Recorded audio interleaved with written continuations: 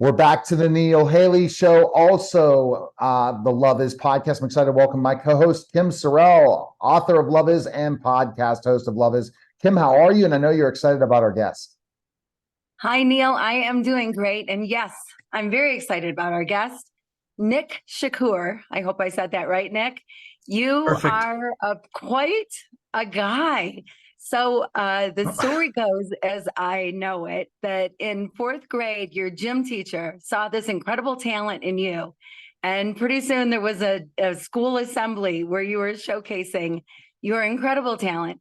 You're a funny, funny man, and you've done so many things.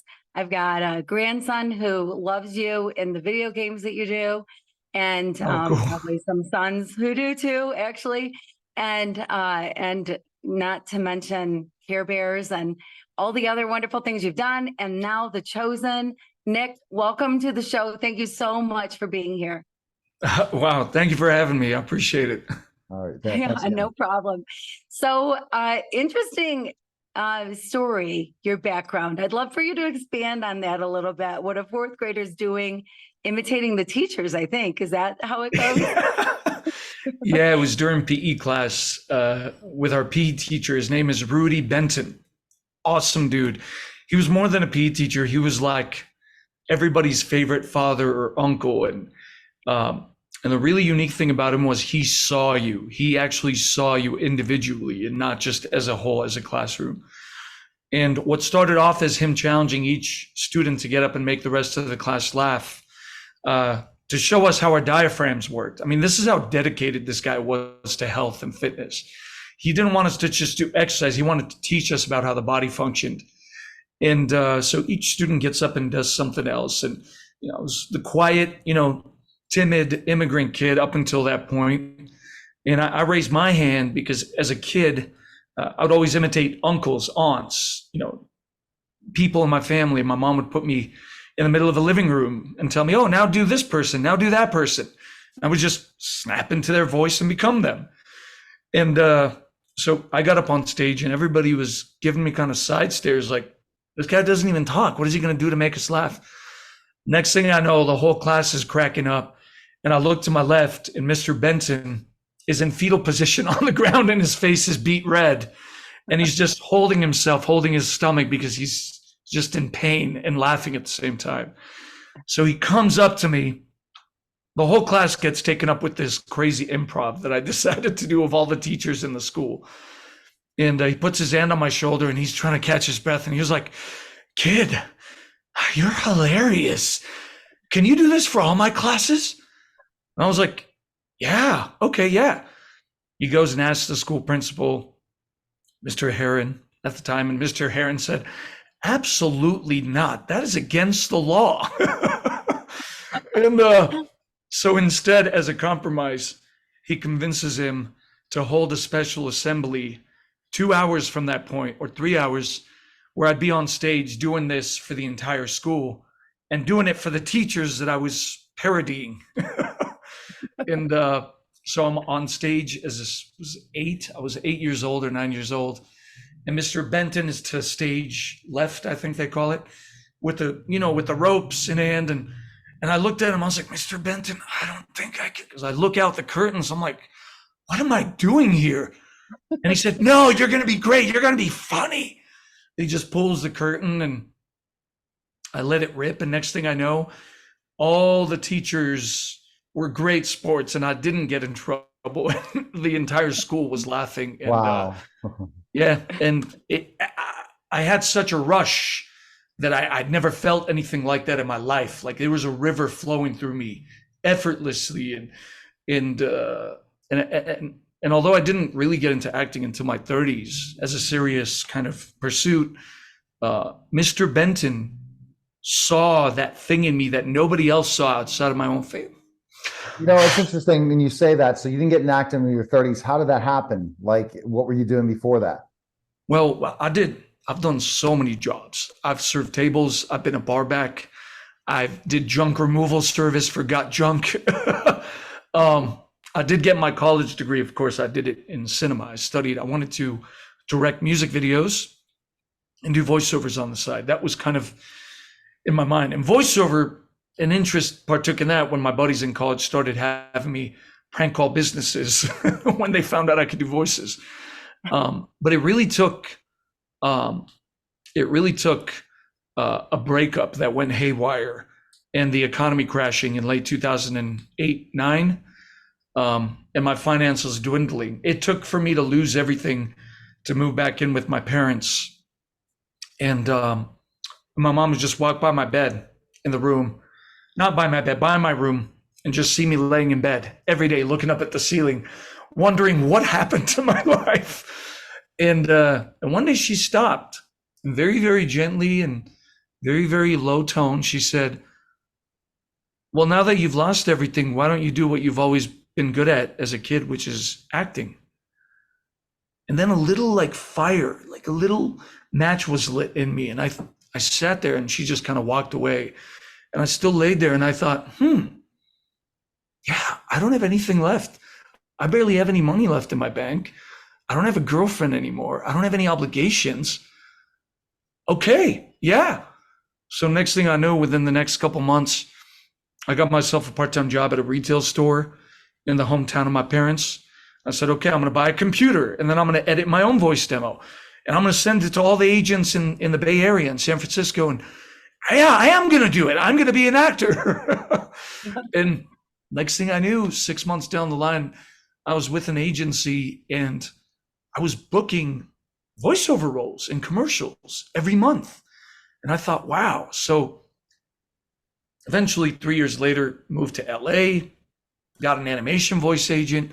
A year after that, an on-camera agent. Everything just, one thing led to another. But the biggest lesson in that was, it took all of these things that I saw as catastrophes at the time to realign me with what I believe God wanted me to do. Because it came so easy. The voiceovers were like second nature to me. The acting was like second nature. And I thought, wow, okay, like let's do this. And yeah, you have your slow periods, and you have periods where you're questioning yourself, but it was like, God was guiding me the entire time and allowing things to happen that didn't feel comfortable in a healthy increment to lead me to where I am today.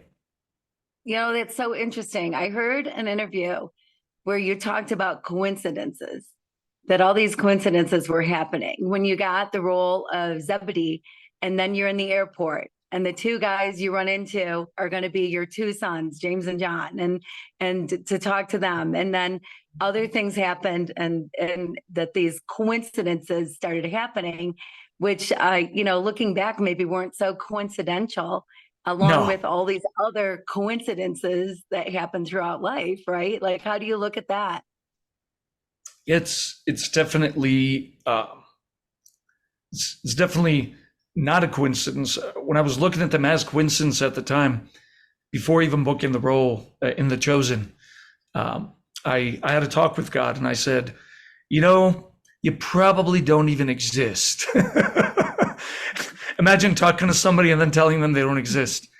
And so all of these were him guiding me, but it was kind of like, in hindsight, I probably was a very stubborn child of his, fighting all of these paths that he's trying to put me on, where he's like, just stay still for a second, man, like, so I can make this easier for you. And I'm just fighting everything along the way. Everything. I mean, one crazy thing that happened while we were shooting season 1, I arrive and we're shooting for 4 days. I get a call from my brother-in-law the night before we were going to shoot the scene where Zebedee sends James and John off to follow Jesus. My brother-in-law says, your dad's had a heart attack. We're in the hospital right now. My whole world was just thrown off. And I said, what? He said, yeah. And I said, wait a second. There were never signs of what? So I was looking up red-eye flights. This is at 11 p.m. I get to my hotel room. My mom's telling me, stay, don't ruin your career. I'm like, Mom, forget my career. What is going on? He's going to be in surgery tomorrow morning at 9 a.m. By the time you get here, he's already going to be in surgery. What are you going to do if you show up? I'm like, no, Mom, I got to hang up. I got to look for flights. So I'm looking for flights. And those voices that came back that were telling me not to do The Chosen when I first booked the role, they came back like, I don't know how many it was, like, yeah, you're such a terrible son if you don't leave. See what happened? You came here, you should have turned it down and been firm about that. Blah, blah, blah, blah, blah. And the voices got so intense that I just had to stop for a second, put down my phone, and just have a one-on-one with God. And I said, God, and I know we weren't on the best of terms, or I wasn't on the best of terms with you. And I've been here for 4 days, and this actually, being on the set and feeling this good feeling that I called at the time, something feels right here, and I want you to tell me, what do you want me to do? Should I stay or should I go? And then a deep voice came, like it was coming from the bottom of this well. And I just heard, stay. I said, what? Stay? It's like, stay. Are you sure?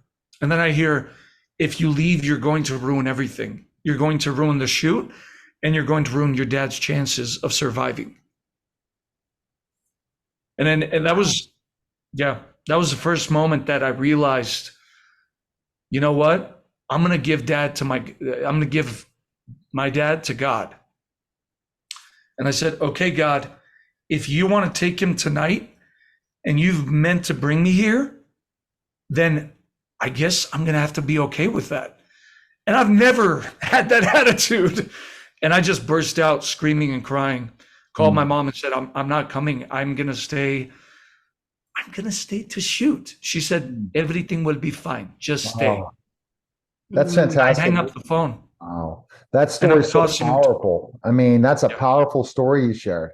And it's like, we don't understand what happens in life when we hit rock bottom, how we reinvent ourselves, and we do it over and over again so many times in our lives, Nick. Now, playing this role compared to voiceover, what's the difference? I mean, it's got to be a big difference. You're on camera now versus behind the scenes doing it. I don't know how many acting experiences you had more than the other, but this has really changed you because you've done so many seasons now as an acting role on camera. What's the difference?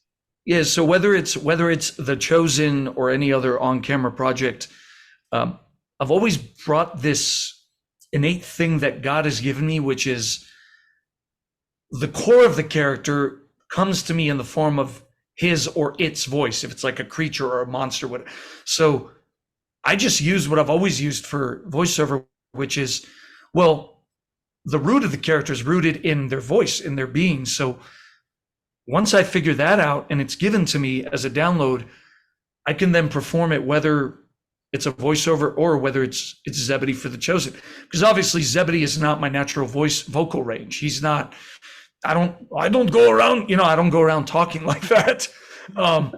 So once he was downloaded to me, his image and his voice, it was like, well, I'm just going to do the lines in his voice.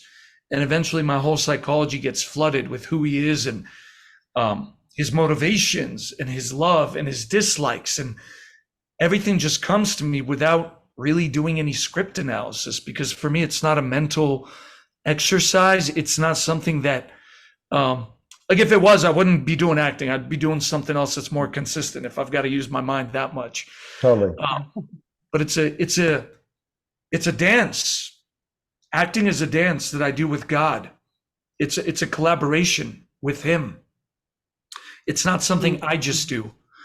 And the biggest difference is, and I've always said this in voiceover too, that's where I've gotten my start, and I've done way more voiceover than on camera projects, is that, and I've said this to this day, I come from voiceover, and to me, voiceover is the purest form of acting, in my opinion. Because when you're doing a voiceover, you cannot hide behind good lighting. You cannot hide behind a take. Right. You cannot hide behind music. Right. You're the just performance. Yeah. It's People totally are good. hearing.